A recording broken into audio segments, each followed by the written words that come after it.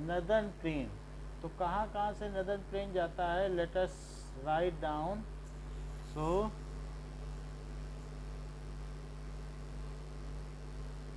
Northern plane, okay. So in India that it is passes through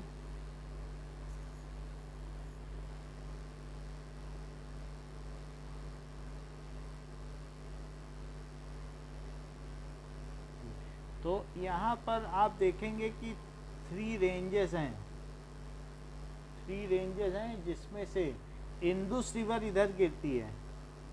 so Indus, Ganga भी यहीं से निकलती है, गंगा, और यहाँ से ब्रह्मपुत्र निकलती है। सो ब्रह्मपुत्र, सो जो ये 3 रिवर्स हैं, इन रिवर्स की वजह से ही ये नदर्न प्लेन बना हुआ है। So Ganga, Brahmaputra and Indus, it is, this is northern plain. अगर नदर्न प्लेन देखोगे तो यहाँ मिलेगा, you can see it very well that it is the lighter region. अगर आप ये देखें ग्राफ में तो लाइटर रीजन है। तो ओके, नाउ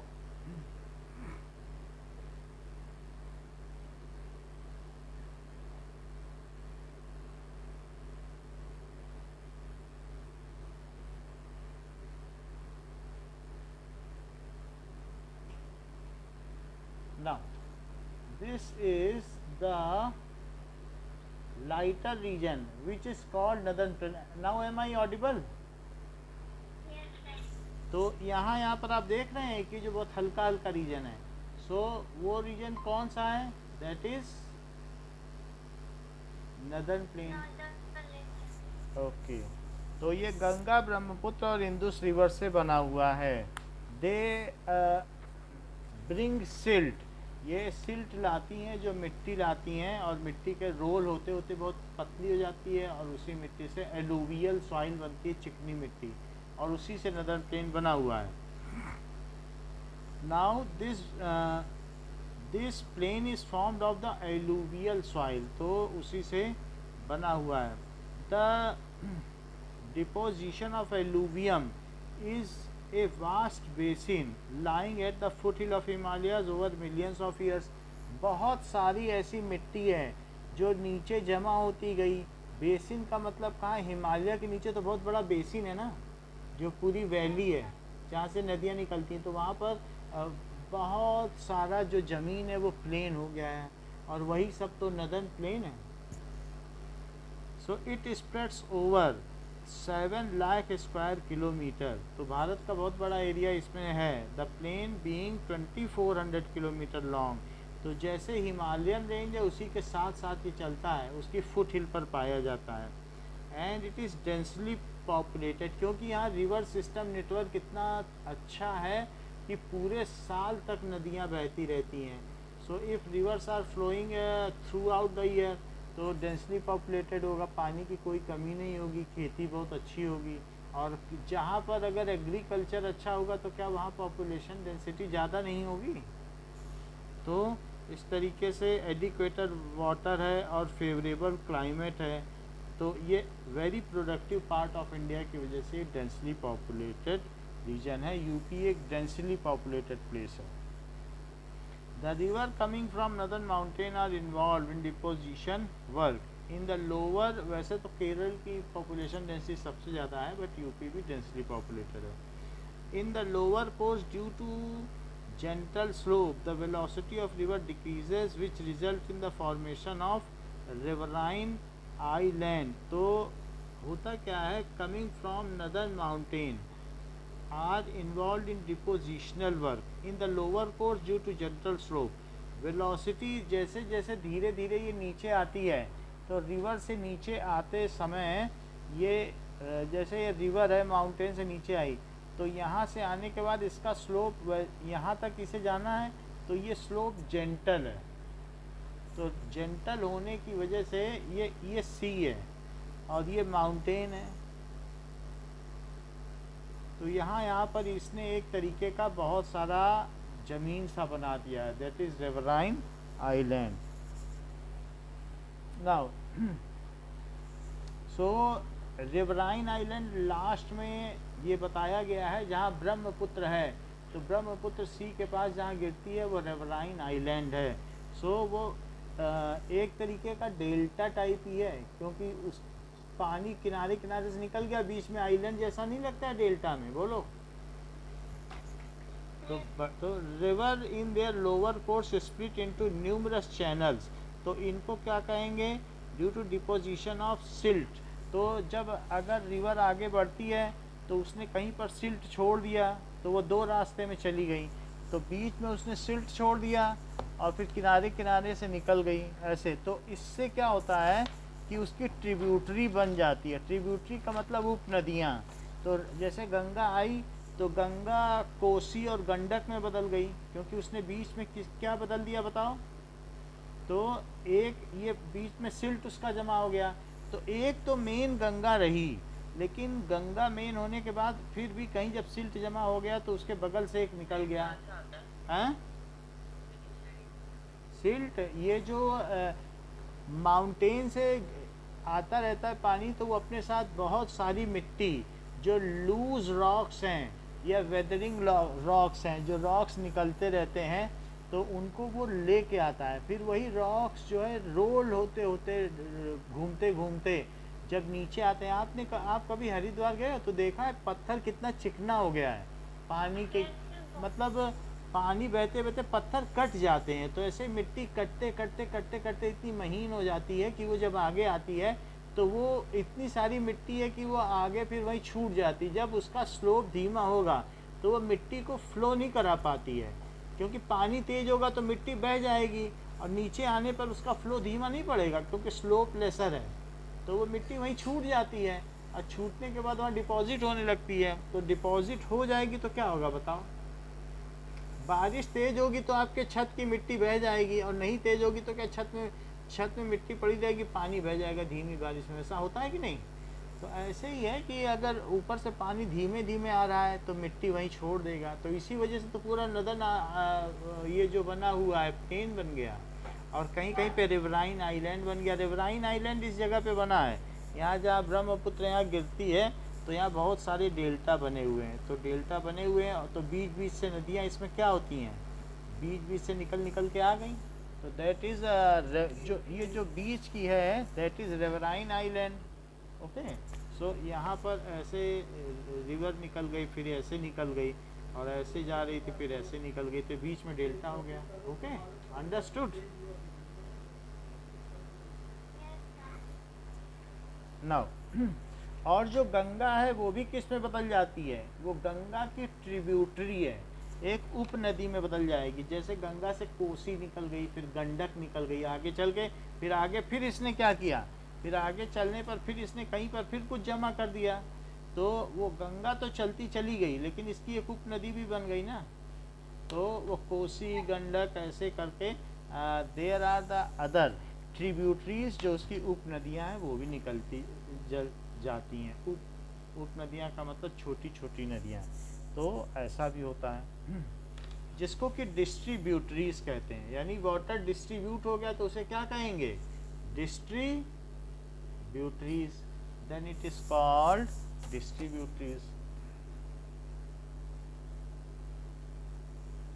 ओके। नाउ अब यहाँ पर पाकिस्तान में इंदुस एंड इट्स ट्रिब्यूटरीज क्या होता है, तो इंदुस से कौन सी निकलेगी, झेलम निकल जाती है, चिनाब और रावी। इंदुस आगे चल के किस में बदल जाती है, इंदुस। तो इंदुस एक आगे चल के तो मेन इंदुस रहेगी, लेकिन उसमें से और झेलम निकल जाएगी, चिनाब और रावी। तो इस तरीके से इंदुस से निकलती है। इंदुस मेन नदी है, सिंधु नदी जिसको कहते हैं। और the Beas the Sutlej originate in Himalayas. The Beas इसके अलावा और भी किस में बदल जाती है, व्यास नदी में। सो और सतलुज ये उसकी ट्रिब्यूटरी हैं।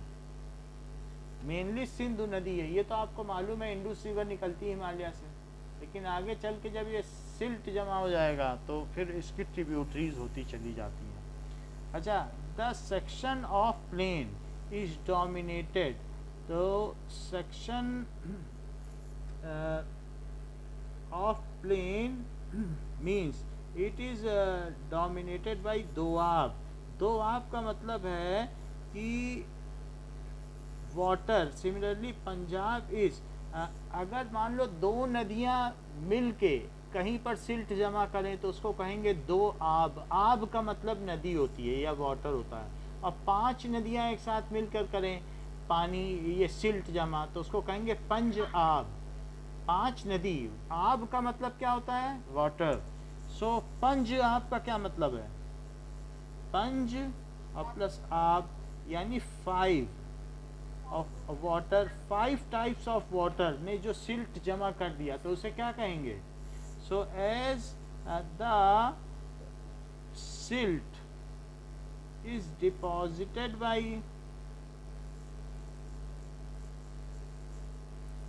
5 rivers, so the region बहुत बड़ा रीजन है। तो पंजाब केवल इंडिया में ही नहीं है, पंजाब और कहाँ पे बताइए? क्या पंजाब पाकिस्तान में भी पंजाब आता है, सो वहाँ का भी रीजन है, सो बहुत बड़ा प्रोविंस है, सो इस रीजन को कहेंगे Punjab. So it is called Punjab. दो नदियाँ मिलकर जहाँ पानी जमा करें तो Doab. Ganga plain extends from Ghaghar Teesta river. तो गंगा प्लेन जो गेंजस प्लेन है, गेंजस प्लेन जो गंगा ने प्लेन बनाया है वो कहाँ पे है बताओ? क्या ये गेंजस प्लेन है? इधर जो है पंजाब का प्लेन है, और ये सारा प्लेन किसने बनाया है? गंगा ने। तो गंगा, घाघरी, कोसी, गंडक ये सारी यहाँ की नदियाँ हैं। सोन नदी, घाघरा, यमुना, कोसी, गंडक, ब्रह्मपुत्र, तो ये गेंजस प्लेन है।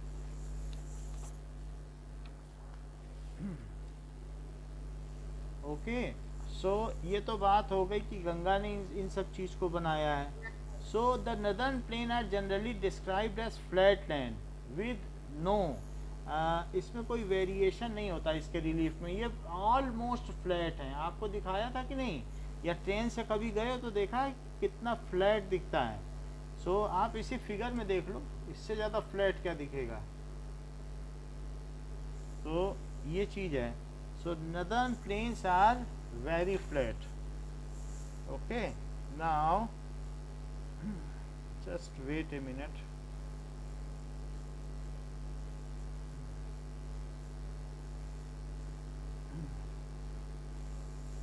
Northern plain in India.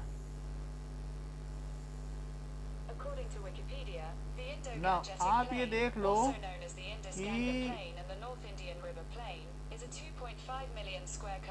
It is ऐसा प्लेन है कि दूर दूर तक बिल्कुल प्लेन ही प्लेन है। ऐसा लग रहा है ना जैसे सीमेंट से बनाया गया। इससे ज्यादा प्लेन कोई चीज हो सकती है? बताओ। तो इतना प्लेनर रीजन, दूर दूर तक प्लेन, तो ये तो गंगा ही बना सकती है या कोई भी रिवर बना सकती है। सो सच इज द प्लेन, कोई कहीं पहाड़ नहीं, कुछ नहीं, सिर्फ मिट्टी मिट्टी। सो ऐसा होता है नदर्न प्लेन। सो नाउ इसमें और कोई रिलीफ फीचर नहीं है। The vast plain have diverse, मतलब ये चीज़ है with no variation, it is these vast plains are also have diverse relief feature. According to variation in relief features, the northern plain can be divided into 4 region. तो ये लोग मानते हैं कि जब प्लेन है तो इसमें कोई रिलीफ फीचर नहीं होगा, लेकिन ये बात सत्य नहीं है। इसमें भी 4 अलग अलग पार्ट हैं। वो कौन कौन से पार्ट हैं? After descending from mountain deposit descending there is a narrow belt 8 to 16 kilometre width. अच्छा, अगर ये बताओ यहाँ से माउंटेन से मिट्टी गिरेगी तो वो मोटे पत्थर होंगे कि बिल्कुल महीन मिट्टी होगी? अभी बताते हैं कि ये देखो, जैसे ये चीज़ यहाँ से जो गिरी रिवर्स, छोटे छोटे पत्थर होंगे लेकिन बहुत महीन तो नहीं होंगे ना, मोटे मोटे होंगे कि नहीं।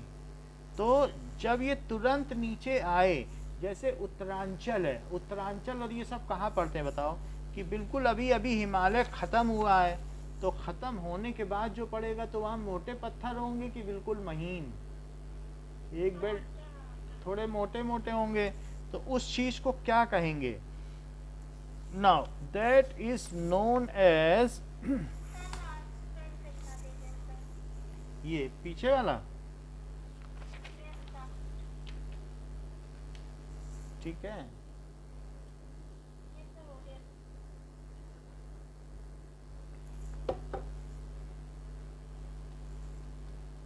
नाउ अब ये देखो, तो जो नीचे का प्लेन होगा नदर्न प्लेन, तो उस नैरो बेल्ट को क्या कहेंगे? वो ज़्यादा बड़ी नहीं है, 8 से 16 किलोमीटर, तो that is known as Bhabar.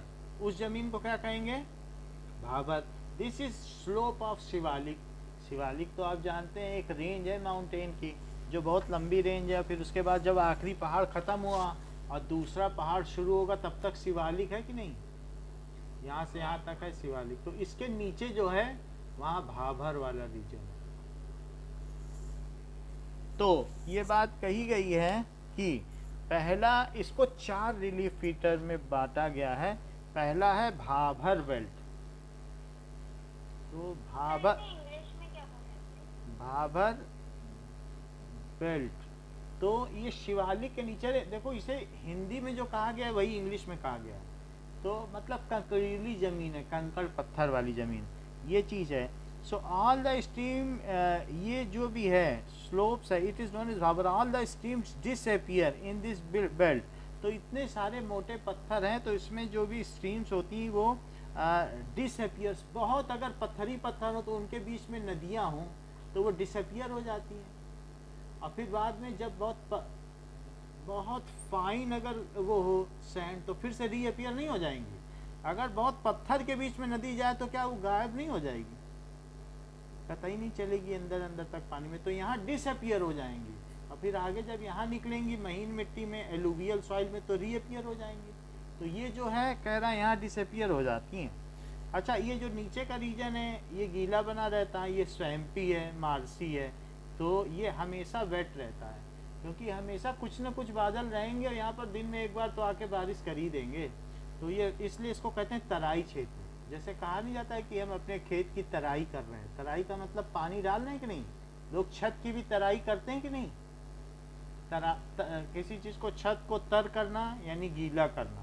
तो इसलिए जो पहाड़ के नीचे का क्षेत्र होता है, जैसे नेपाल एक बहुत बड़ा तराई क्षेत्र है, तराई क्षेत्र का मतलब इट इज़ ऑलवेज मार्शी, तो दलदल वहाँ पाई जाती, स्वैम्पी, गीला दलदली क्षेत्र होता है।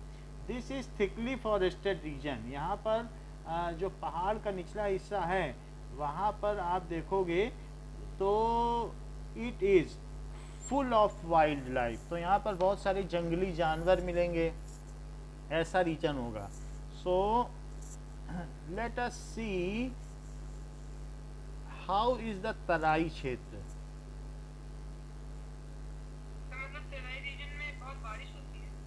तराई रीजन में अब कभी ना रोज कुछ ना कुछ तो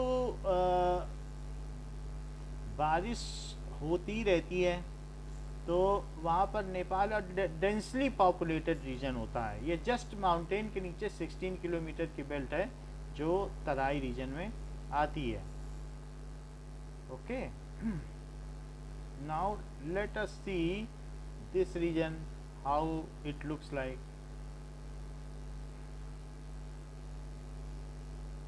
जस्ट तराई रीजन है, बस ये माउंटेन वहाँ से दिखता रहे, इतनी सी बात है कि वो माउंटेन दिख रहा है पीछे, तो जहाँ से माउंटेन दिखेगा, जब माउंटेन दिख रहा है तो उसके नीचे का जो भी रीजन होगा वो तराई रीजन है, ठीक है। सो उसमें इट इज स्वैम्पी है, पानी खूब आता रहेगा, so that kind of region is called Terai region. और नेपाल में आप कहीं से भी देख लो तो नेपाल में माउंटेन तो आपको दिखता रहेगा। और वहाँ पर बहुत घने घने जंगल होंगे और जानवर भी रहेंगे, इस तरीके say that is Terai area. Okay, ये और माउंटेन के नीचे का एरिया आप समझ लीजिए। तराई रीजन में बहुत सारे लोग चाय के बागान भी उगाते हैं, आप ये देख लो। माउंटेन जहाँ ख़त्म होता है तो वहाँ क्या करते हैं, इस तरीके से वो टी गार्डन्स होते हैं, बताइए। तो तराई रीजन में है, तो ये सब तराई रीजन है जहाँ माउंटेन ख़त्म होता है, फिर वहाँ स्नो नहीं होती है, फिर वहाँ पर दूसरे तरीके का ही रहता है। ओके, तो ये देख लो माउंटेन है, माउंटेन के नीचे ये लोग खेती कर रहे हैं, यही जंगली जानवर भी खूब पाए जाएंगे, बड़े बड़े पेड़ हैं, चीड़ के, देवदार के, तो इस तरीके cycas, pinus, such kind of trees are found and it is having dense greenery. It you can also appreciate such kind of region, this is Terai region. पहाड़ के नीचे का अलग ही रीजन होगा ना, होगा कि नहीं? तो ये तराई रीजन है, प्लेनर तो नहीं है। So it is full of wildlife and it is cleared to create agriculture, लेकिन इसकी सफाई करके एग्रीकल्चर करते हैं। और इसमें to settle migrants from Pakistan, और इसमें बसाया गया, जो पाकिस्तान से लोग भाग के आए थे तो उनको बसाया गया। नाउ यहाँ लोकेट दुधवा नेशनल पार्क, अभी हम दिखा देंगे। इन दिस रीजन में एक नेशनल पार्क भी है। The largest part of northern plain is formed by the alluvial soil. Alluvial soil का मतलब क्या होता है? It is a kind of soil जो अगर चिकनी मिट्टी, जिससे कुल्हड़ बनाए जाते हैं, दिया बनाया जाता है, बहुत चिकनी मिट्टी होती है, तो वो दीपावली में दिए बनाए जाते हैं जिससे, सो कुम्हार लोग काम करते हैं। तो ऐसी मिट्टी, इसमें पानी डाल दो तो पानी को ये रोक के रखती है, इसमें पानी सीप थ्रू नहीं हो पाता है। तो they lie above the flood plain of river and present as a terrace. तो ये ऐसा लगता है, जो अगर मान लो नदी में बाढ़ आ गई तो वो अपनी मिट्टी को कहाँ छोड़ देगी? क्या सब किनारे छोड़ देगी और वापस पानी लौट जाएगा? तो इस तरीके से मिट्टी, जब भी नदी में जब कभी पानी बहुत बढ़ेगा तो क्या होगा, पीछे से बहुत सारी मिट्टी लाएगी और वहीं छोड़ करके आगे सी में मिल जाएगी। तो ये कैसे बने हैं बताइए? जब नदी में कभी कभी बाढ़ आई होगी तो ये अपनी मिट्टी सब किनारे छोड़ दी होगी, और इसी वजह से तो ये रीजन प्लेनर हो गए, है बात कि नहीं? तो नदी डीपली चलती चली गई, पहले नहीं था ऐसा कि यहाँ पर ऐसा प्लेन था, लेकिन ये सोचो कि ये एक नदी है और ये नदी है, ये नदी, और इस यहाँ से ये रिवर आगे भी बहती चली गई, तो लेकिन इसमें चारों तरफ ऐसे पत्थर थे, लेकिन कभी इसमें पानी भरा और बढ़ता बढ़ता यहाँ तक आ गया तो इसने अपना सिल्ट सब किनारे जमा कर दिया, वापस जब पानी घटा तो इससे चली गई। तो जब सिल्ट जमा होगा तो क्या ये प्लेन नहीं हो जाएगा? So it is formed due to the flood in these rivers. और इसमें एलुवियल सॉइल होती है, इसमें पानी छोड़ दो तो रहेगा काफ़ी समय तक, नीचे नहीं होगा कि नीचे हो जाए। यहाँ तो राजस्थान में छोड़ दो तो नीचे ही चला जाता है। सो यहाँ तो कोई ड्रेनेज सिस्टम ही नहीं है, क्योंकि सब तरफ रेत रेत है, तो कहीं नाली ही नहीं बनी है पूरे जोधपुर में, पूरे शहर में। तो इस तरीके से, क्योंकि सब पहले भी जोधपुर में रेत थी तो कभी ज़रूरत नहीं पड़ी, तो शहर बसता चला गया, लेकिन ड्रेनेज सिस्टम कहीं बनाया ही नहीं गया। तो the largest part of northern plain is formed of the alluvial, they lie above. तो इस तरीके से नॉर्दर्न प्लेन के बारे में हमने बता दिया आपको। नाउ थर्ड पॉइंट देखो, this is the peninsular plateau. तो तीसरी चीज़ क्या है? पेनिनसुलर प्लेट्यू आप जानते हो कहाँ पर है? पेनिनसुलर प्लेट्यू का मतलब है नीचे का हिस्सा, क्या जो उठा हुआ है, ये पेनिनसुलर प्लेट्यू है। तो यहाँ पर है कुछ, यहाँ पर इधर पर वेस्ट में उठा हुआ है पहाड़, और कुछ यहाँ पर माउंटेन्स की रेंज है। तो इस वजह से इसको कहते हैं, जब ये पहाड़ उठा है तो इसमें पानी भर जाता होगा ऊपर, तो यहाँ से पानी ये गिरता होगा, और गिरता होगा तो क्या यहाँ पर भी बहुत सारा प्लेनर रीजन बन गया है? क्या कोस्टल एरिया बन गया, प्लेनर रीजन? तो क्या इसे वेस्टर्न घाट कहोगे? और यहाँ पर भी पहाड़ हैं, इनसे जब पानी गिरा होगा तो क्या यहाँ भी प्लेनर रीजन बन गया होगा, जिसे ईस्टर्न घाट कहोगे? तो इस प्लेट्यू से पानी गिरेगा तो यहीं यहीं से तो गिरेगा, तो यहाँ घाट बन गया। बिल्कुल वही चीज़ है कि वो जो इसकी मिट्टी से लाई हुई ज़मीन प्लेनर हो गई है। नाउ पेनिनसुलर प्लेट्यू क्या है? It is the table land. Table land को प्लेट्यू कहते हैं। यानी टेबल लैंड का मतलब आप समझते हो कि जैसे टेबल होती है कि ऐसे उठी हुई और ऐसे ऐसे हो, तो उसको क्या कहते हैं? प्लेट्यू। टेबल जैसा नहीं लग रहा है? पेड़ हो इसमें तो ऐसा लगे जैसे बहुत बड़े आदमी इसमें खाना खाएं, तो टेबल लैंड नहीं लगेगी। तो it is table land composed of old crystalline इग्नीशियस and metamorphic rocks. कभी बहुत यहाँ पर जो हम लोगों की गोंडवाना लैंड है उसमें बहुत पहले क्या हुआ होगा, बहुत लावा फूटता होगा, मैग्मा, तो उससे जो रॉक बनती है उसको कहते हैं आग्नेय चट्टानें या इग्नीशियस रॉक। तो वही फैल गया इन सब जगहों पर। तो वो जो मेटामॉर्फिक रॉक्स थी या इग्नीशियस, इग्नीशियस का मतलब है अग्नि से युक्त चट्टानें, वही जो चट्टान बन गई मोल्टन मैग्मा, तो उससे ये बन गया। It was formed due to breaking and drifting of Gondwana land and thus making a part of oldest landmark. तो गोंडवाना लैंड में टूट फूट हुई, किनारे किनारे की जो ज़मीन थी वो वेदर हो गई और बीच में टेबल लैंड बन गई, इस वजह से ये बना है। Now this plateau consist of two broad division. एक तो सेंट्रल हाईलैंड है, बीच में सबसे ऊंची ज़मीन, और डेक्कन प्लेट्यू। और इस तरीके से बीच में ऊंची ज़मीन है और डेक्कन प्लेट्यू है। जस्ट वी शुड सी कि ये तो डेक्कन प्लेट्यू है। प्लेट्यू का क्या मतलब समझते हो कि जो दैट इज, यही चीज़ है प्लेट्यू। ये हमने क्या बताया आपको, यही तो प्लेट्यू है। तो इस तरीके से ये प्लेट्यू हो गया। अब सेंट्रल हाईलैंड आपको दिखा दे मैप में कि सेंट्रल हाईलैंड कहाँ है। Now central highland, so According to Wikipedia, the Central Highlands, Central High Plateau, or Haut Plateau are a mountainous biogeographical region in central अब Madagascar. देख लें कि ये कैसा होगा कि अगर हम इंडियन मैप में देखें तो दो तरीके का इसमें ये है कि एक तो सेंट्रल हाईलैंड है, वो देखो सेंट्रल हाईलैंड दिखाई पड़ रहा है, और डेक्कन प्लेट्यू वो भी दिखाई पड़ रहा है नीचे। तो ये पूरा टेबल टॉप है जिसमें सेंट्रल हाईलैंड है, ये सेंट्रल हाईलैंड है, और ये क्या है, डेक्कन प्लेट्यू। तो इसके टू पार्ट्स हम कर दें कि जो चीज़ हमने बनाई थी, ये दिखा रहा हूँ, यहाँ पर एक पार्ट इतना है जिसको क्या कहेंगे, सेंट्रल हाईलैंड, और ये क्या है, डेक्कन का मतलब साउथ, और प्लेट्यू डेक्कन, वो लोग डेक्कन का मतलब क्या होता है, साउथ। तो डेक्कन प्लेट्यू यानी दक्षिणी पठार। तो ये चीज़ है। अब जरा देखो कि दो तरीके का हमारे पास ये लैंड है, अगर देखा जाए जो उठा हुआ है। One is central highland and other is just hold. So ऐसी चीज़ कोई हो तो जिसे हम प्लेट्यू कहेंगे।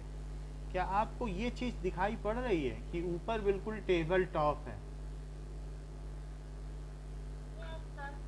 यही चीज़ प्लेट्यू होती है। ज़रा फिर से देखो, क्या ऐसा लग रहा है बिल्कुल टेबल टॉप है और किनारे स्लोप है चारों तरफ। तो प्लेट्यू ऐसे ही होते हैं।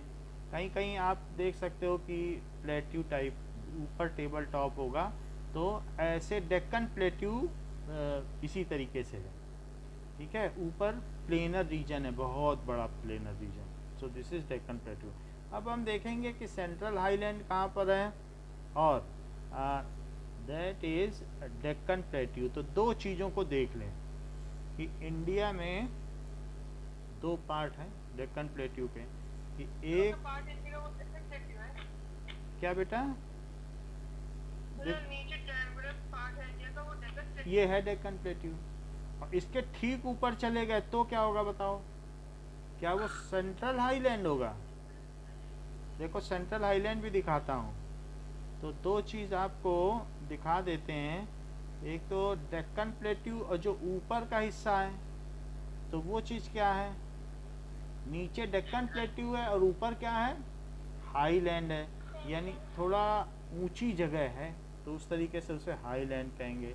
So that is central highland in India. Jammu Kashmir में आता है। According to नहीं, Wikipedia, the वो तो Central यूपी Highlands से of भी India नीचे are है। a biogeographic region central in highland India वहाँ formed by कहाँ the पहुँच disjunct गए आप? ranges of the वो Satpura इमेज ऐसी थी Arabian इसलिए आपको Hills. ऐसा लगा। अब देखो फिर से देखो, तो that is now you can clearly see कि सेंट्रल हाईलैंड कहाँ है, बिल्कुल एग्जैक्ट रीजन।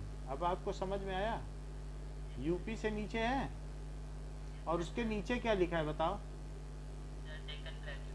हाँ, तो अभी आपको ये बात समझ में आ गई कि दो चीज़ें हैं, एक सेंट्रल हाईलैंड है और दूसरा डेक्कन प्लेट्यू। अगर आपको बहुत ही क्लियरली देखना है तो 1 नंबर पे क्या लिखा है बताओ? सेंट्रल हाईलैंड लिखा है। अच्छा 2 क्या है? और तीसरी एक और ऊंची चीज़ है, उसे क्या कहते हैं? छोटा नागपुर। हाँ, तो छोटा नागपुर की वजह से ही पूरे भारत में मानसून आते हैं। सबसे ज़्यादा गर्मी पड़ती है और अफ्रीका के बगल में मेडागास्कर है, वहाँ से मानसून आते हैं क्योंकि यहाँ लो प्रेशर जोन बनता है। तो खैर वो तो हम आगे देख लेंगे 3rd चैप्टर में कि कैसे आता है। अभी तो हमारा वो इशू नहीं है ना। अब एक बात तो आपको पता चल गई कि डेक्कन प्लेट्यू, बताओ सूर्यांश कौन सी 3 चीज़ों से मिलकर बना है? जो पेनिनसुलर प्लेट्यू उसके 3 पार्ट हैं। कौन कौन से 3 पार्ट बताए बताओ? तो पेनिनसुलर प्लेट्यू के कौन से 3 पार्ट बताएं?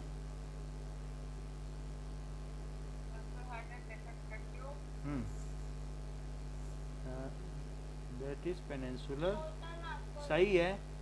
प्लेट्यू इसके 3 हैं, एक सेंट्रल हाईलैंड और दूसरा डेक्कन प्लेट्यू। तो अगर मान लीजिए ये यहाँ पर आप इंडिया मान लो, तो इसमें यहाँ से ये हो गया सेंट्रल हाईलैंड, ये नीचे क्या हो गया? डेक्कन प्लेट्यू, और इधर क्या हो गया? छोटा नागपुर। यही 3 है ऊंची जगह, 3 टेबल टॉप हैं। ये छोटा नागपुर पश्चिम बंगाल के पास है, वेस्ट बंगाल, ये रीजन। समझ में आई बात आपको? तो छोटा नागपुर का रीजन ये वेस्ट बंगाल समझ लो, और उससे थोड़ा उड़ीसा समझ लीजिए। तो आप इंडिया में कितने टेबल हैं, टेबल टॉप, जिस पे बैठ के आप चाय पी सकते हो? 3 टेबल टॉप हैं कि नहीं? अब देखो, ये बात हो गई। फिर इसके बाद ये कहा गया है कि जो विंध्यन रेंज है is bounded by central highland on the south and Aravalli on the north west. तो इन्होंने कहा कि 2 रेंजेस के बीच में सेंट्रल हाईलैंड है। जरा देख लो कि कौन कौन सी 2 रेंजेस हैं। ये कह रहे हैं कि यहाँ पे अरावली रेंज है जोधपुर के नीचे, इधर पाली, इधर जोधपुर। अच्छा, ये क्या विंध्याचल महारानी के दर्शन यहाँ होते हैं यहाँ, ठीक है? तो ये विंध्यन रेंज है, यहीं पे लोग मध्य प्रदेश में जाते हैं इनकी दर्शन करने के लिए। इनके बीच में बताया गया सेंट्रल हाईलैंड है। सो सेंट्रल हाईलैंड कहाँ पर है? क्या इसी को मालवा प्लेट्यू कहा गया है? और छोटा नागपुर प्लेट्यू फिर कहाँ है, वो भी तो बताओ। अच्छा, डेक्कन प्लेट्यू कहाँ है? तो इस तरीके से ये बता सकते हो कि सेंट्रल हाईलैंड किसके किसके बीच पड़ता है, अगर एमसीक्यू आ जाए बताओ। राजस्थान नहीं, ऐसे नहीं बोल सकते। Aravalli range and Vindhyachal range ऐसे बोलना पड़ेगा ना। तो सेंट्रल हाईलैंड जो बुक में लिखा है वो पूछा कि किस किस पहाड़ी के बीच में है। एक पहाड़ और फिर उसके बीच में टेबल टॉप और फिर दूसरा पहाड़, ये है सेंट्रल हाईलैंड। समझ में आई बात? कौन सी दो पहाड़ियां हैं? एक पहाड़ी रेंज, ये अरावली रेंज है, अरावली में वी आएगा, अरावली रेंज। और दूसरी कौन सी बताई? विंध्या रेंज। और इनके बीच पड़ा, इसका दूसरा नाम क्या है? बोलो। मालवा प्लेट्यू। मालवा प्लेट्यू, मालवा के लोग बहुत वो माने जाते थे, वीर। समझ में आई कि नहीं? पृथ्वीराज चौहान ये सब यहीं के थे। और यहाँ एक महुआ प्रदेश भी है। कहा जाता था कि ऐसा चमचा था महुए में, जामे 9 मन दाल लमाए, और ऐस खवैया महुए वाले 9 चमचा जाए उड़ाए। कहा जाता है कि वहाँ इतना बड़ा चम्मच था कि उसमें 900 किलो दाल आती थी, और वहाँ के खाने वाले ऐसे थे कि 9 चम्मच दाल खा जाते थे। अब देखो आला उदल कहानी यही लिखी गई है। अब जरा देखिए कि ये तो बात हो गई 10 indicating the slope, the central highland की हमने बात कर दी। अब आगे बात क्या की गई है? The eastward extension of plateau are located at Bundelkhand and that is Baghelkhand, Chota Nagpur. तो छोटा नागपुर कहाँ पे है? बुंदेलखंड और भागेलखंड के बीच में है। दैट इज ये जो कि फर्दर दामोदर रिवर के पास है। So it is waterfall at Chhota Nagpur, ये लिखा है नीचे। छोटा नागपुर प्लेट्यू है, पहाड़ी, इसके ऊपर लोग रह सकते हैं, ऐसा माउंटेन नहीं है, रहा जा सकता है। सो इट इज, अगर आप छोटा नागपुर देख लें तो इसमें यहाँ पर छत्तीसगढ़ में ही बुंदेलखंड है, और यहीं पर भागलपुर है तो भागेलखंड है, बिहार में भागलपुर है। तो उनके बीच का जो रीजन है, आप छत्तीसगढ़ देख रहे हैं, छत्तीसगढ़ यहाँ पे लिखा है, जब ध्यान से देखो, भागलपुर। तो भागेलखंड और बुंदेलखंड के बीच का जो रीजन है उसे क्या कहेंगे? देख लो, छोटा नागपुर देख लो। और ये क्या है? छत्तीसगढ़ है। तो यहाँ छत्तीसगढ़, यहाँ भागलपुर है, तो भागेलखंड, इनके बीच का पोर्शन जो है छत्तीसगढ़ और भागेलखंड के बीच में छोटा नागपुर एरिया है। अब आगे देखो, तो हम लोगों ने 2 देख लिया। फिर भी मैं प्रार्थना से पूछूंगा कि ये मुझे बता दीजिए कि सेंट्रल हाईलैंड किन किन रेंजेस के बीच में, देखें याद है? एक मिनट देखें, इनको याद है क्या? बताओ।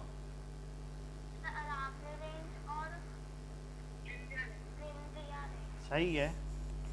अब देखो, Deccan plateau is triangular landmark. नीचे का जो डेक्कन प्लेट्यू है, क्या वो ट्रायंगुलर है? अब ये क्या है, इसमें कौन कौन सी रिवर होंगी? क्योंकि अगर ऊंची जगह है तो पानी भर जाएगा और इसमें से रिवर निकलेंगी। बारिश का पानी भर जाएगा और 2-3 महीने तक तो बहेगा कम से कम। तो इसमें सीजनल रिवर होंगी क्या? कोई बर्फ से तो जमा नहीं है पानी। ये तो मतलब डेक्कन प्लेट्यू में, डेक्कन प्लेट्यू उठी हुई चीज है, और इसमें गड्ढे भी होंगे तो क्या पानी भर जाएगा बारिश का, मानसून वाला? और इसमें से जो नदियां निकलेंगी वो 2-3 महीने तो निकलेंगी ना नदियां। सीजनल रिवर, जब जब पानी बरसेगा तब तब भरेगा और सीजनल रिवर निकलेंगी। तो इसमें कौन कौन सी नदियां इसमें से निकलती हैं? और 1-2 नहीं है नदियां, छोटी छोटी नदियां हैं, कोई बड़ी बड़ी नहीं है। ये देख लो, इसमें से निकल के ये देख लो, गोदावरी गिर रही है, यहीं से निकल के महानदी गिर रही है, यहीं से निकल के इधर देखो कावेरी गिर रही है, फिर यहीं से निकल कर देखो ये तो नीलगिरी हिल्स है, कृष्णा नदी निकल रही है, तापी रिवर निकल रही है, नर्मदा निकल रही है।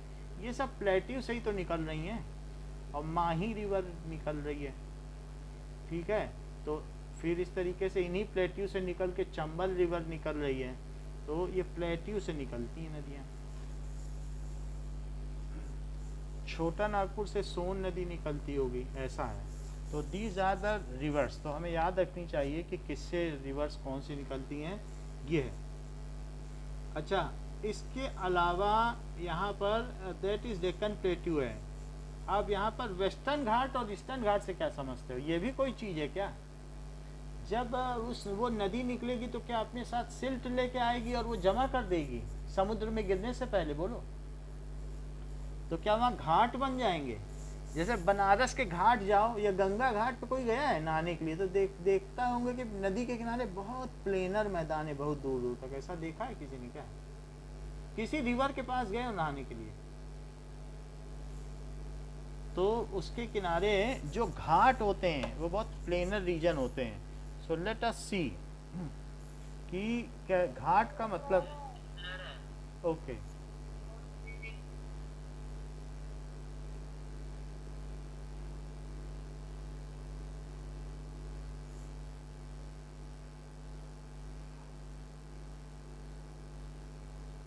Ghats of river. Now Here's a summary from Britannica. Ghat, Ganges River, Bathing Ghat. सो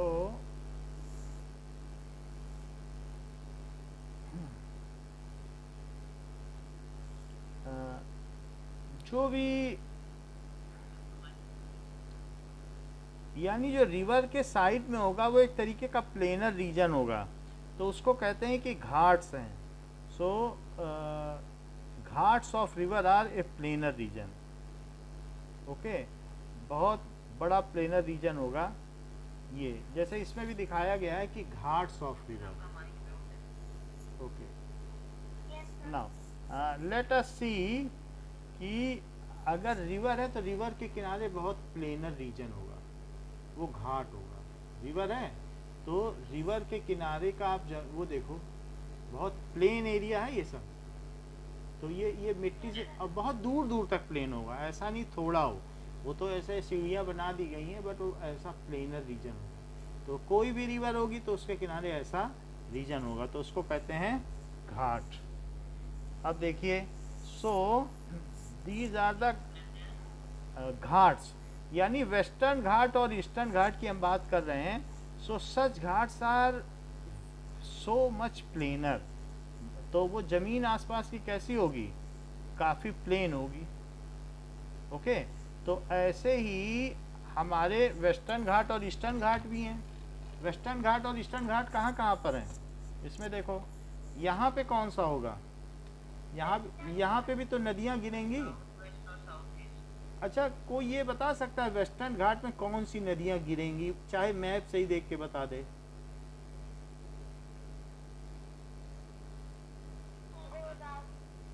बोलो, वेस्टर्न घाट की तरफ कौन कौन सी गिर रही, देख के बता दो।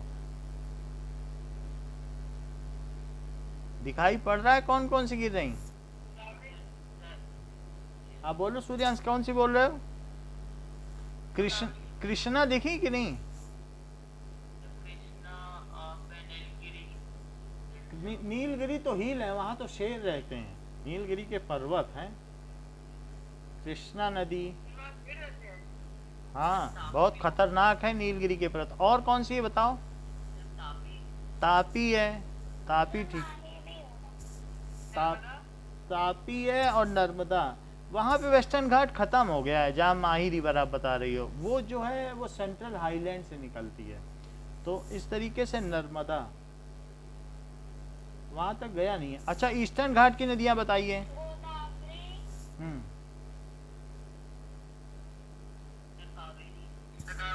कावेरी ठीक है, और महानदी ठीक है। महानदी ब्रह्मपुत्र कहाँ पे गिर रही है? बहुत आगे है ब्रह्मपुत्र, वहाँ मानी नहीं जाएगी। वेस्टर्न घाट वहाँ नहीं है, वहाँ तक नहीं है वेस्टर्न घाट। ईस्टर्न, ये जो एक ब्लू स्केच, ये जो ब्राउन स्केच पेन है ना, बस वही है, वही है घाट। उसके बाद की चीज जो है वो घाट है, उसके अंदर अंदर प्लेट्यू है, बाहर बाहर घाट है। अच्छा, अब ये आपको घाट के बारे में तो समझ में आ गया कि उसी से मिट्टी निकली होगी, तो नदर्न प्लेन जैसी उसने ज़मीन बनाई होगी। अब देखो, क्या यहाँ पर भी, इन जगहों पर भी क्या कोई पीक पाए जाते हैं? थोड़े बहुत पर्वत पाए जाते हैं। जैसे अगर आप बेंगलोर चले गए कर्नाटक चले गए तो क्या ऊटी है हिल स्टेशन? थोड़े बहुत तो पर्वत पाए ही जाते हैं। तो इन जगहों पे कुछ ऐसी यहाँ ये देख लो कि कौन कौन सी पीक हैं।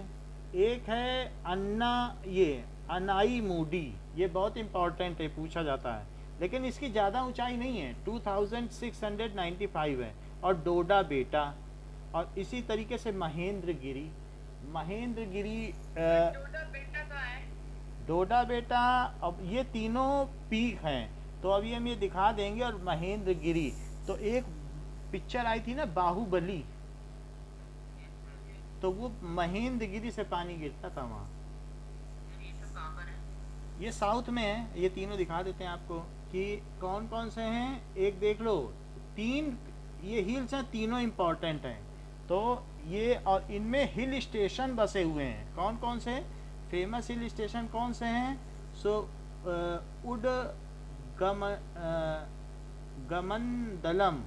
उदगमंडलम, ये तो मुझे पता, ये है पॉपुलरली इन्होंने उसे ऊटी बोलते हैं। ऊटी का दूसरा नाम है उदगमंडलम। और कडाई कोनाल, उदगमंडलम में ऊटी है। ये कर्नाटक के पास है, मतलब बेंगलोर के पास है ऊटी, पास में ही है, ज़्यादा दूर नहीं है, 60 किलोमीटर पर है। तो इस तरीके से हमने देखा कि व्हाट आर द 3 ये जो है हिल्स कौन कौन सी हैं, माउंटेन टॉप्स। तो ये 3 हिल पीक्स, माउंटेन पीक्स याद रखना, माउंटेन पीक्स, क्योंकि इनकी टेबल नहीं बनी है। और उसके जो हिमालय के 10 पीक्स की टेबल बना दी इन्होंने, वो सब बच्चों को याद है कि एवरेस्ट, कंचनजंगा और मकाऊ, इसी तरीके से धौलागिरी, नंगा पर्वत, ये इस तरीके से अन्नपूर्णा, नंदा देवी, ये सबको पता है, ठीक है। और नामचा बरवा और गुरिया मुंडा, ये सबको पता है। लेकिन ये 3 लोग भूल जाते हैं कि जो साउथ के पीक्स हैं, माउंटेन पीक्स इन साउथ कौन कौन से हैं बताओ? डोडा बेटा है क्या? डोडा बेटा, नाईमुडी और महेंद्रगिरी। हाँ, साउथ। महेंद्रगिरी तो याद रहेगा, बाहुबली पिक्चर, उसमें कितनी बार महेंद्रगिरी का नाम। तो उसका नाम भी तो है महेंद्र। हाँ, तो महेंद्रगढ़ नाम भी है। तो साउथ में है डोडा बेटा, महेंद्रगिरी और अनाई मुडी। अच्छा, ये जो 3 चीजें ये हम आपको दिखा देते हैं कि कहाँ कहाँ पे हैं।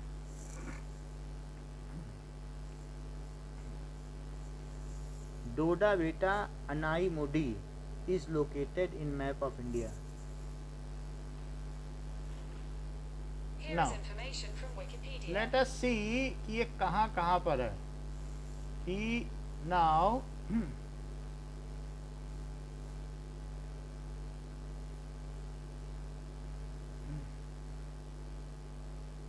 just hold so that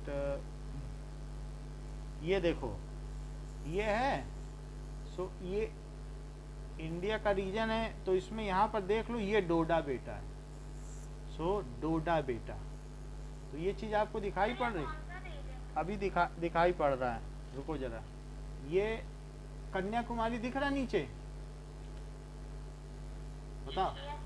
और कन्याकुमारी, ये चीज़ आपको इधर की दिख रही, ईस्ट, तो ईस्ट की दिख रही। तो और अगर अच्छा देखना है तो ये देख लो, ये डोडा बेटा है यहाँ पे कर्नाटक में, वहीं ऊटी भी है, ठीक है, कडाई कोनाल भी वही है। तो ये तो हमने आपको डोडा बेटा दिखा दिया। अब लेट अस सी कि और कौन कौन सी है। तो दैट इज, यहाँ पर देखो, अनाई मुडी देखना है, ये देखो, ध्यान से देखो तभी पता चलेगा। अनाई मुडी लिखा दिख रहा है, लक्ष्य मतलब अन्ना मलाई हिल्स पे अनाई मुडी है, अनाई मुडी। तो ये अनाई मुडी है, डोडा बेटा बीच में दिखाना, याद आएगा। और यहाँ अनाई मुडी है। और इसके अलावा तो सबसे यही तो टॉप मोस्ट है। तो 2637 है, यहाँ पे डोडा बेटा दिखा रहा है, इसका मतलब है ज़्यादा ऊपर नहीं दिखाना, ये यहीं पे डोडा बेटा ऊपर दिखा रहा है। देखो उसमें जब बड़े को करके देख रहे थे तो बड़ा दिख रहा था, लेकिन अभी यहाँ दिखा रहा है डोडा बेटा दिख रहा है। तो अनाई मुडी यहाँ इंडिया के मैप में और डोडा बेटा यहाँ, ऐसा हो गया। और तीसरा कौन सा था? वैसे तो सारे पीक यहाँ दिखा गए। महेंद्रगिरी, यस। तो महेंद्रगिरी को देख लें। Mahendragiri in map of India. So let us see कि Odisha 761212. सो महेंद्रगिरी कहाँ पर होगा? वो भी नीचे ही है, ज़्यादा ऊंचे नहीं है। अब जरा देख लो, ये तीनों आस पास ही हैं।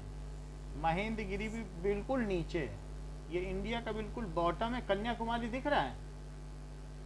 कन्याकुमारी के ऊपर ना, कन्याकुमारी में जो लास्ट रेलवे स्टेशन है क्या वो नागरकोइल है? उसके आगे रेलवे जाती नहीं है क्या? और ये देखो महेंद्रगिरी उसके ऊपर है। महेंद्रगिरी से थोड़ा ऊपर चलोगे तो यहीं पे आपको बाकी चीज़ें भी मिल जाएंगी। यहाँ पे डोडा बेटा मिल जाएगा और उसके ऊपर क्या मिल जाएगा? दैट इज़ वहाँ, हाँ, अनाई मुंडी, यहीं पे सब मिल जाएंगे। तो महेंद्रगिरी, डोडा बेटा and Anai Mudi. Okay, so let us have a location in map, कि अगर आपको दिखाना होगा ना तो मैप में कैसे दिखाओगे इनको? तो सबसे नीचे यहाँ पर क्या दिखाओगे बताओ? महेंद्रगिरी। अच्छा, यहाँ पे क्या दिखाओगे और यहाँ पे क्या दिखाओगे? ये क्या? अनाई मुडी और ये डोडा बेटा। ये सब चीज़ हो गई। अब देखो कि ये जो वेस्टर्न घाट्स हायर हैं देन द ईस्टर्न घाट। अगर आप मैप में देखोगे तो जो वेस्टर्न घाट हैं, so these are higher than Eastern Ghat. Western Ghat ये हैं, तो इसकी जो हिल है तो ये, और यहाँ की हिल छोटी छोटी है। तो western ghats are higher. Ghats उसके बाद बनेंगे जब हिल से पानी आएगा। तो कौन से घाट्स हायर है बताओ? इसकी हाइट ज़्यादा है कि इसकी?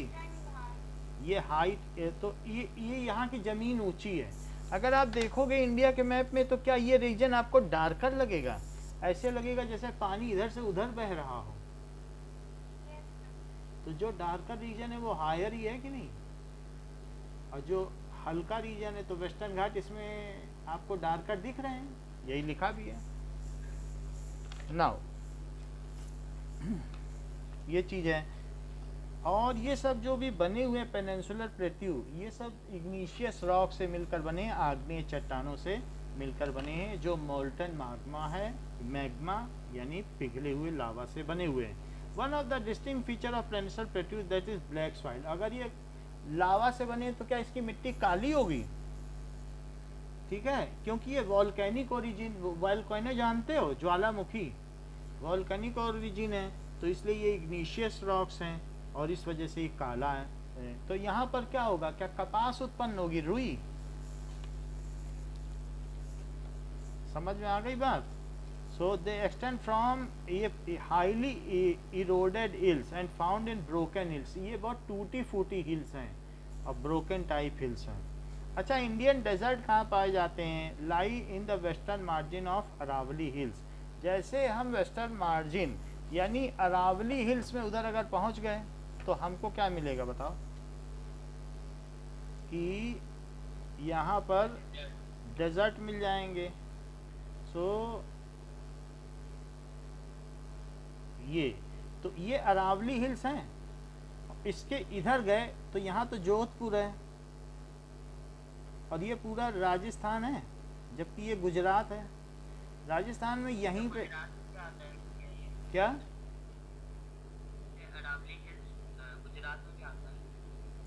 गुजरात में आता होगा, थोड़ा बहुत पार्ट आ जाता होगा तो आ जाता होगा, बहुत थोड़ा सा आता होगा। तो यहाँ पर कच्छ का रण है। कच्छ का रण समझते हो कि नहीं समझते हो? कि नहीं? कच्छ का रन, यानी इतना दलदली जमीन है कि इसमें जो सैनिक जाते हैं उनके घुटने घुटने तक दलदल है। उसको क्या कहते हैं? कर लेता है हैं? दलदल तो अंदर ले लेता है मतलब। हाँ बिल्कुल, घुटने घुटने तक दलदल हो जाता है, तो उसको कहते हैं कच्छ का रण। बहुत बड़ा एरिया ऐसा है जो दलदली है। तो ये कच्छ का रण है गुजरात में। और ये एरिया कौन सा है? क्या ये थार डेजर्ट है? So it is Thar desert. यहाँ की जलवायु कैसी है? क्या एरिड है? शुष्क जलवायु है। एरिड क्लाइमेट का क्या मतलब है कि जो यहाँ की ह्यूमिडिटी है वो बहुत लेस है। तो डेजर्ट, द इंडियन डेजर्ट कैसा है? The Indian desert,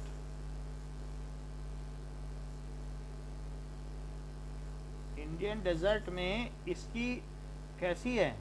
humidity very less है, वेरी लेस। और क्या इसी वजह से यहाँ पर चिप्स खुले में भी रख दो तो क्रिस्पी बने रहते हैं, और इसी वजह से पूरे भारत की नमकीन यहीं बनाई जाती है। ये हल्दीराम बीकाजी टाइप जो पैकेजिंग होती है, क्योंकि वो क्रिस्पी रहता है। पापड़ की बहुत बड़ी फैक्ट्री है क्योंकि वो क्रिस्पी रहता है, ख़राब नहीं होता है। तो यहाँ हवा में जो नमी है वो कौन सोख लेता है? क्या यहाँ की बालू सोख लेती है? बालू सिलिका है। क्या यही चीज़ पैकेट में रख रख के पैक करके थर्मस में डाली जाती, जो हम नए थर्मस खरीदते हैं? नए थर्मस में सिलिका का पाउच पड़ा रहता है कि नहीं जब नया थर्मस खोलो? हाँ, समझ में आ गई? तो यहाँ की ज़मीन कैसी होगी? ऐसी होगी कि वो सारी एटमॉस्फेयर की पानी को खींच लेगी, ऐसा है। तो इस तरीके के क्लाइमेट को क्या कहते हैं? Arid climate. एरिड क्लाइमेट का क्या मतलब है बताइए? कि शुष्क जलवायु। शुष्क जलवायु का मतलब no water in air. No water in air. Air में कुछ वाटर नहीं होगा, ये चीज है। यहाँ की मुख्य नदी कौन सी है बताओ? लूनी। 3 साल पहले कितना धूम मची थी कि लूनी रिवर भर गई, आज तक भरी नहीं 50 साल में। बोले लूनी नदी भर गई, इतना पानी बरसा। तो मुख्य नदी यहाँ की कौन सी है? हाँ, so main river is Luni. River बता देता हूँ, लूनी। सो मैं आपको पूरा बता देता हूँ कि Luni river in map of India कहाँ से निकलती है और कहाँ जाती है, ये दिखा देता हूँ आपको। देख लो, मैं लूनी रिवर दिखा देता हूँ। ये ऐसे निकलती है, तो ये लूनी रिवर देख लो। तो राजस्थान में ही है, राजस्थान में ही तो लूनी पड़ रही है। और फिर एक और भाई, हाँ बोलो। माही है। तो माही रिवर ये कहाँ से निकलती है? सेंट्रल हाईलैंड से।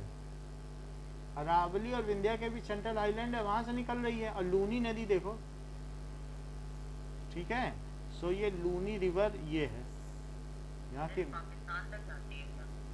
नहीं जाएगी, वहां से ओरिजिनेट ही नहीं हो रही। ओरिजिनेट यहाँ से हो रही। यहाँ पे भी कोई पर्वत है, मेरे ख्याल से अरावली पर्वत से निकल रही होगी, तो ये इधर जाती है। अच्छा, इसके अलावा द क्रीसेंट शेप्ड ड्यून, जिसको कि बर्चन्स कहते हैं। ड्यून्स आपने देखा है? सैंड ड्यून्स तो वो बिल्कुल अलग तरीके के होते हैं। जैसे अरब में नहीं बनते सैंड ड्यून्स, बनते बिगड़ते रहते हैं। तो वैसे ही dunes in Thar desert. So let us see, जो थार डेजर्ट है वो किस तरीके का होगा और उसमें ड्यून्स बनते हैं। ये अगर जो लोग ये है इस तरीके से लगेगा कि ये ड्यून्स बन रहे हैं, तो ऐसे सैंड ड्यून्स बनते हैं, वो बिगड़ते रहते हैं। बड़े बड़े रेत के टीले। लेकिन ये अभी सुबह यहीं है, तो शाम को क्या होगा? क्या ये और कहीं चला जाएगा? इसमें पता ही नहीं चलता है इस ड्यून्स में कि कौन कहाँ पर है। तो रेत के टीले हैं। अभी ये टीला यहाँ पे है, जैसे ही थोड़ा सा हवा चलेगी तो क्या होगा बताओ? क्या ये टीला कहीं और चला जाएगा? उड़ जाएगा सारा टीला। तो यही यही चीज़ होती है ड्यून्स में। सो ड्यू टू बहुत सारे सैंड के ड्यून्स हैं। ठीक है, तो क्या कह रहा है? It is the crescent shaped, जैसे सर्पिलाकार। क्रीसेंट का क्या मतलब होता है? सांप होते हैं क्या जो ऐसे ऐसे ऐसे ऐसे चलते हैं? सांप ऐसे ऐसे होता है कि नहीं? तो इनमें भी क्रीसेंट आप देख रहे हो कि नहीं? कि ऐसा लग रहा है जैसे ऐसे लग रहा है बहुत सांप लौट के गए हों। ऐसा नहीं लग रहा है आपको? सर ऐसा क्यों होता है? वो हवा की वजह से होता है। हवा जब चलती है तो रेत धीरे धीरे आ करके बस उसी पे जमा होती जाती है। तो these are crescent shape dunes covered a large area and most prominent near Indo Pakistan boundary, और सबसे ज़्यादा पास में इंडिया और पाकिस्तान की बाउंड्री पे इस तरीके। जैसलमेर में जाओ तो इस तरीके के बर्तन लोग वहाँ घूमने जाते हैं जैसलमेर में। तो ये तो आपने देख लिया कि that is Indian desert. Coastal plain क्या होता है? द पेनिनसुलर प्लेट्यू से, जब यहाँ से अरेबियन सी पे नदियाँ गिरती हैं तो क्या ये प्लेन बना देती हैं? ये कोस्टल प्लेन, ये क्या है? Coastal plain. क्या आप मुझे बता सकते हैं ज़्यादातर हीरो हीरोइन के घर कौन सी हिल पे हैं? मालाबार हिल, ये ठीक बता रहे हैं। प्लेन, यहाँ पे मालाबार हिल है, हिल। और ये कोंकण, ये रीजन कौन सा रीजन कहलाता है? कोंकण। कोंकण रेलवे में एक बार आप जरूर जाना, अगर मजा आ जाएगा। क्या होता है? ऐसी ऐसी जगहों से कभी शीश जाएगा, कभी गुफा से, कभी पर्वत को काट के 8-8, 10-10 मीटर लंबी टनल है। तो कभी कहीं से इतना थ्रिलिंग है कि आपको ऐसा लगेगा पता नहीं हम कहाँ से जा रहे हैं। कोंकण रेलवे, ये कोंकण रीजन है गोवा के आसपास। अच्छा, अब कोस्टल प्लेन आप देख लो, 2 कोस्टल प्लेन दिखाए, जो वेस्टर्न घाट और ईस्टर्न घाट के बाद जब पानी गिरेगा तो सिल्ट छोड़ेगा कि नहीं?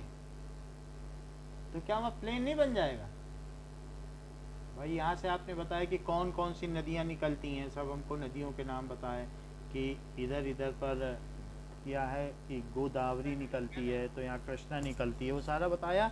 तो उन सब से क्या होगा? जब वो नदी नीचे गिरेगी तो अपने साथ मिट्टी बहा के लाएगी कि नहीं ऊपर से? वो मिट्टी यहाँ जमा कर देगी, तो उससे कैसा रीजन बनेगा? क्या प्लेन नहीं बनेगा? और क्या वो कोस्ट के पास है? क्या वो समुद्र तट के पास है? कोस्ट का क्या मतलब होता है? समुद्र तट होता है क्या? सी शोर। तो सी शोर के पास जो चीज होगी उसे कहेंगे कोस्टल प्लेन। तो ये कोस्टल प्लेन हुआ कि नहीं? तो let us see coastal plain कि कैसे है। Coastal plain in 3D map.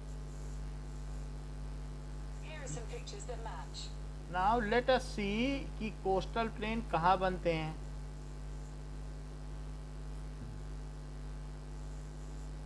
Just hold so that you can visualize।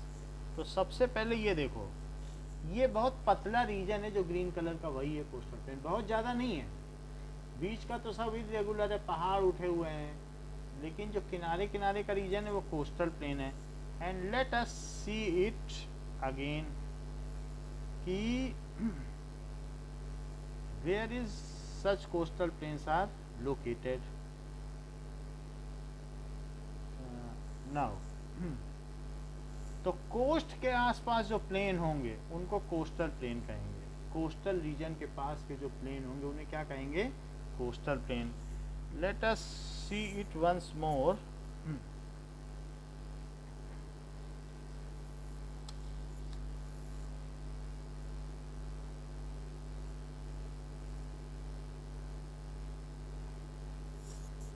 Coastal plain in India. Now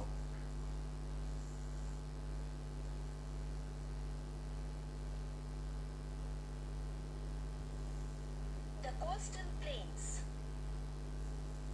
India is blessed with a very long coastline. It begins from the Gulf of Kutch and ends at West Bengal. Starting from the Gulf of Kutch in the western coastal plain, it moves southwards along the borders of Maharashtra, Goa. Gulf समझ में आ गया कि what is ऐसा reason कि जैसे जो पानी ऐसा हो कि बीच में पानी हो और चारों तरफ जमीन हो तो उसको क्या कहते हैं, गल्फ। जैसे बीच में पानी है और चारों तरफ जमीन है तो क्या इसको गल्फ कंट्रीज कहेंगे। तो ऐसे यहाँ पर भी आसपास बीच में पानी घिर जाता है तो उसको गल्फ, इसी को हमने कच्छ का रण बताया था कि नहीं, Goa, Karnataka and Kerala and touches Kanyakumari, the southernmost tip of the Indian mainland. This part of the coastline is along the Arabian Sea. तो ये Between the western Ghats and the coast, the land is plain and is known as the Western Coastal Plain. Plain है।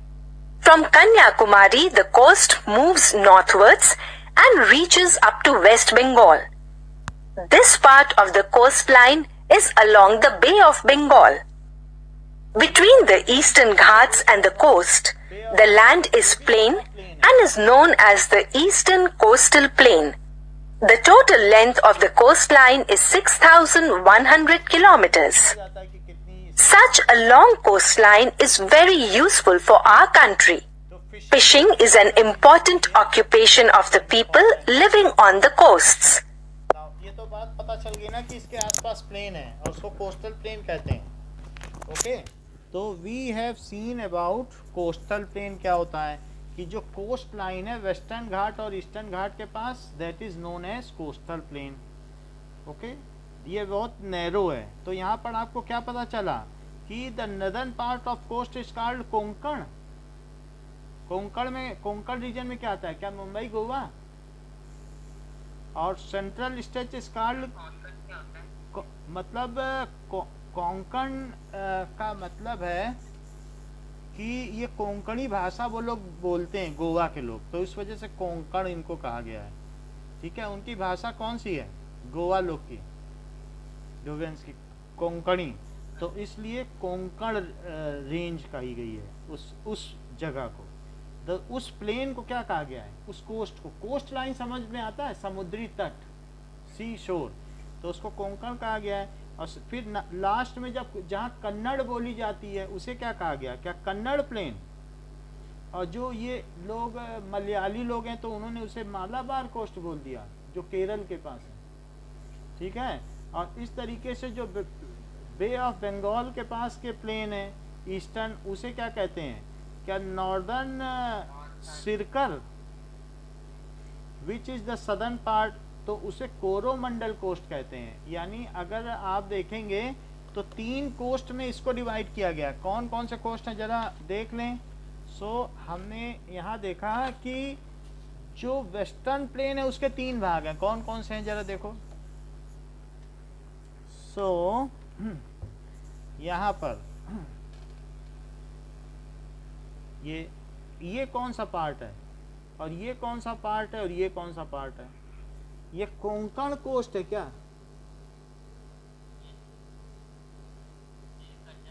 और ये क्या है, हाँ coast और Malabar coast.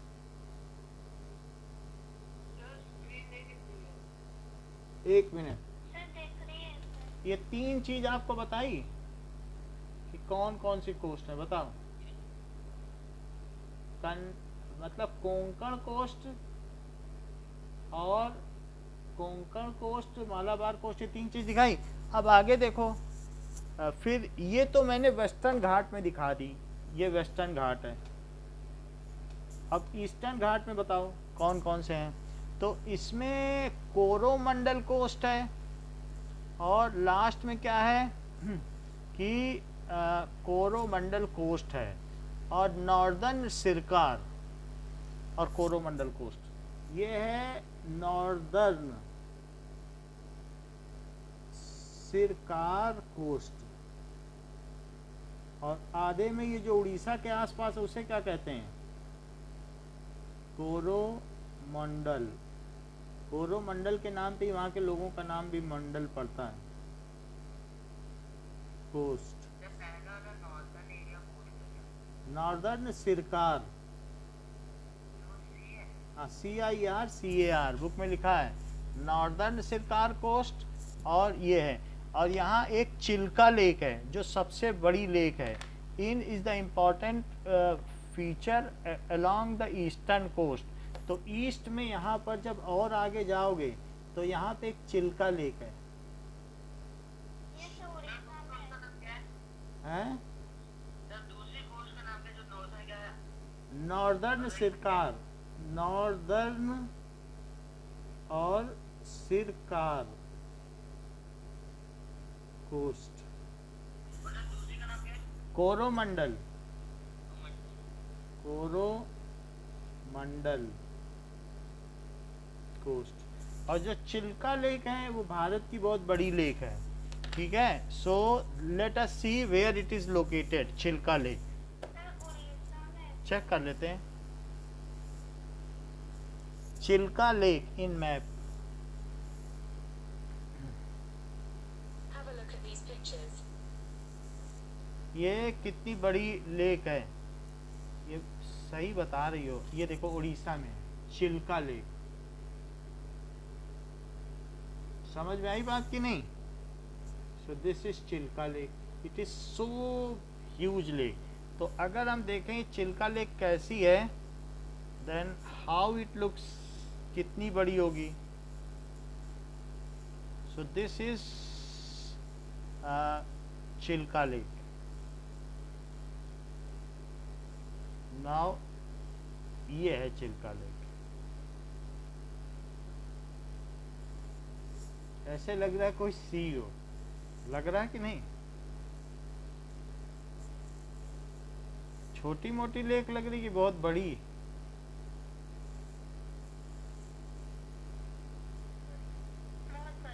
बहुत ही बड़ी है। तो यहाँ दूर दूर से बहुत सारे वो आते हैं, प्रवासी पक्षी, अलग अलग कलर के, लोग उनको देखने आते हैं। चिल्का लेक, तो चिल्का लेक को उड़ीसा में बनाओ।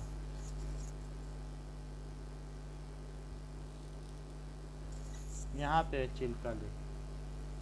तो अगर आपसे कोई पूछे तो आपकी बुक में लिखा है इम्पोर्टेंट फीचर है, जो कि the large reverse, Mahanadi, Godavari, वो सब यहाँ गिरती हैं। अब आइलैंड देखो कि आइलैंड कौन सा है हमारे पास, आइलैंड का ग्रुप।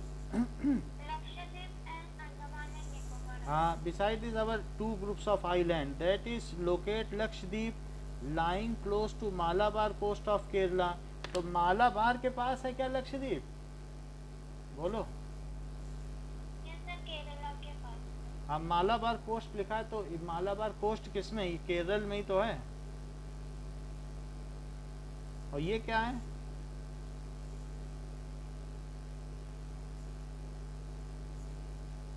आइलैंड, लक्षद्वीप आइलैंड है।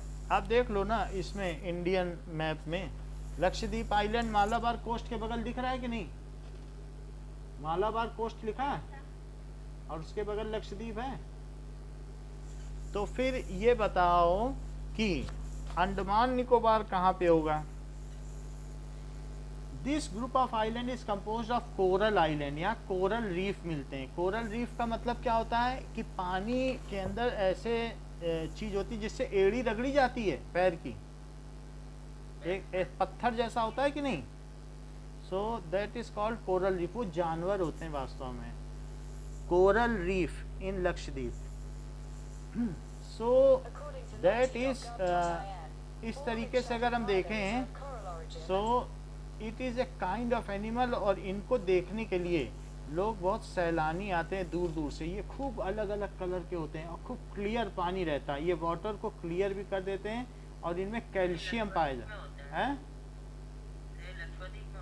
लक्षद्वीप में बहुत सुंदर है, लोग इसी को देखने जाते हैं, कोरल रीफ को। देखो कैसे अलग, और पानी का कलर वैसा कर देते हैं, बिल्कुल ट्रांसपेरेंट पानी में ऊपर से दिखते हैं और हिलते रहते हैं। तो ये जानवर होते हैं।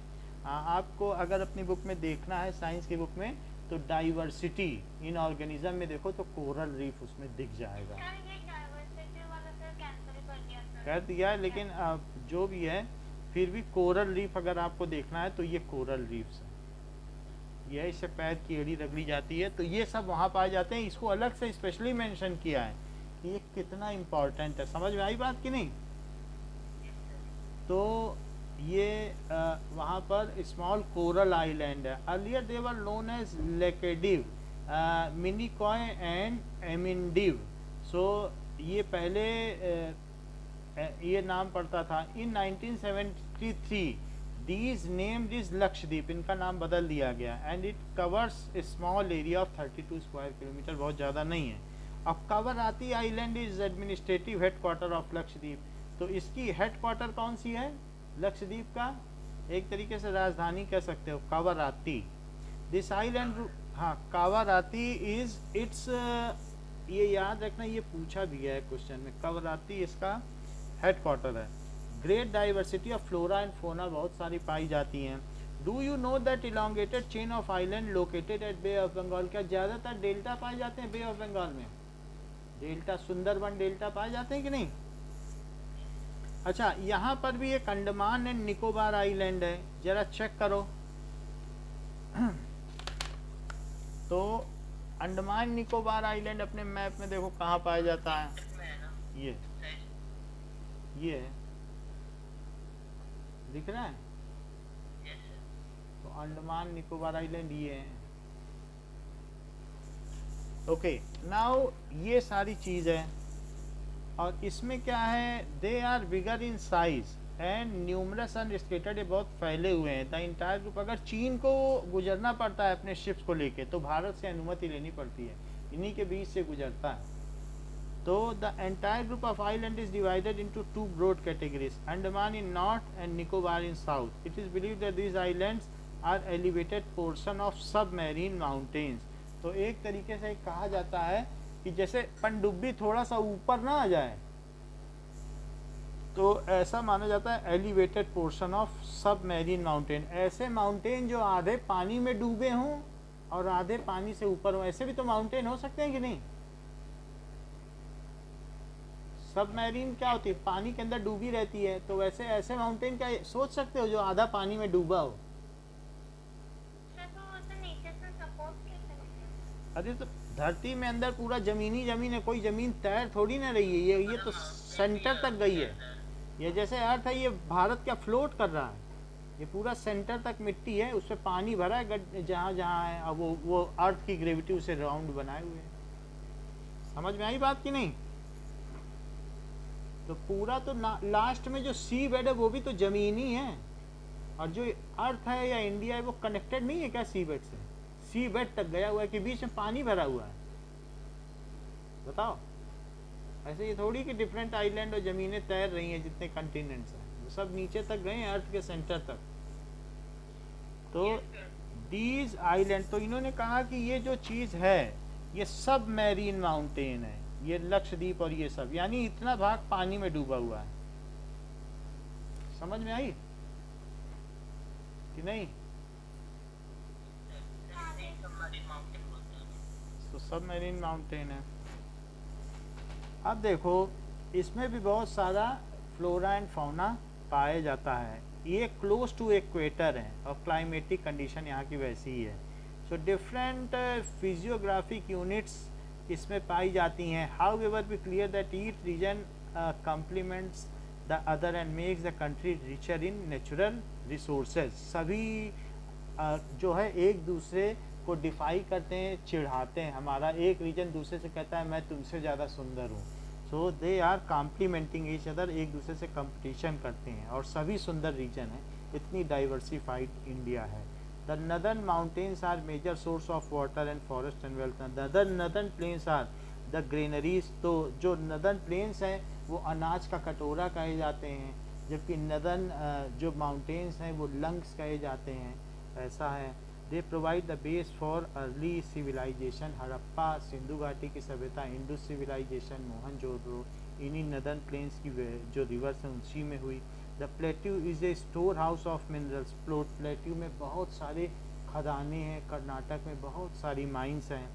These have played a crucial role in industrialization. The coastal region provides fishing and sport activities. वहाँ पर मछली उत्पादन होता है. So diversified physical features of land have immense future possibility of development. Bharat के पास आगे ऊंचा उठने की अपार संभावनाएं मौजूद हैं. समझ में आ गई बात. अब इसके जो भी आपको हमने भेजे हैं क्वेश्चन आंसर्स वो तैयार कर लीजिए. आज के लिए इतना ही. Thank you.